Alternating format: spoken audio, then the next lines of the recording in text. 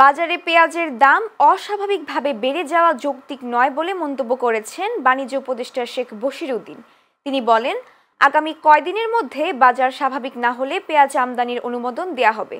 আজ দুপুরে সচিবালয়ে সাংবাদিকদের এক প্রশ্নের জবাবে তিনি এই কথা বলেন। বাণিজ্য উপদেষ্টা শেখ বশিরউদ্দিন বলেন, হঠাৎ করে পেঁয়াজের দাম 40 থেকে 50 টাকা বেড়ে যাওয়া কোনোভাবেই যৌক্তিক নয়। দেশে পেঁয়াজের বাম্পার ফলন হয়েছে, কোনো সংকট নেই। তিনি আরও বলেন, পেঁয়াজ সংরক্ষণের জন্য 10,000 হাই ফ্লো মেশিন সরবরাহ করেছে সরকার। এছাড়া পেঁয়াজ আমদানির জন্য 2,800টি আবেদন পড়েছে। আগামী 4 থেকে 5 দিনের মধ্যে বাজারের মূল্য সহনীয় পর্যায়ে না এলে আমদানির অনুমোদন ইস্যু করা হবে।